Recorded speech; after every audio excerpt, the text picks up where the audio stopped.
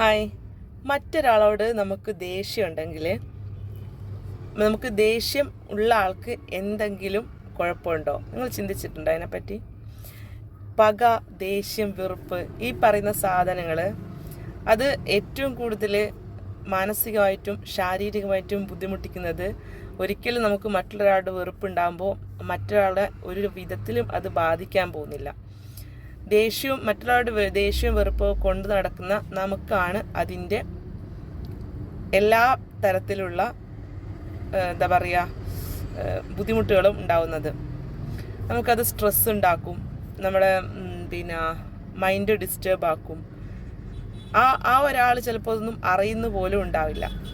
അപ്പോൾ എന്ത് ചെയ്യാന്ന് വെച്ചാൽ, ദേഷ്യം നമുക്ക് തോന്നുമെങ്കിലും ദേഷ്യം കൊണ്ട് നടക്കാതിരിക്കുക. ആ ഒരാളോട്, നമുക്ക് ദേഷ്യമുള്ള ഒരാളോട് അടുത്ത തവണ നമ്മൾ പെരുമാറുമ്പോൾ എങ്ങനെ നിൽക്കണം എന്നുള്ളൊരു പാഠം നമുക്കുണ്ടായ ദേഷ്യത്തിൽ നിന്ന് ഉൾക്കൊണ്ടുകൊണ്ട് ഉള്ളിൽ ദേഷ്യം വെക്കാതിരിക്കുക, ക്ഷമിച്ചു കൊടുക്കുക.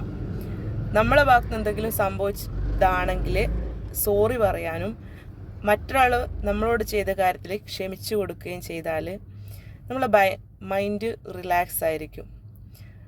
നമുക്ക് കാമായിട്ടും നമ്മുടെ കാര്യങ്ങളിൽ നന്നായി ശ്രദ്ധിക്കാനും നമ്മുടെ ഹെൽത്തിനും ഏറ്റവും നല്ലത് കാമായി ഹാപ്പി ആയിരിക്കുക എന്നതാണ്.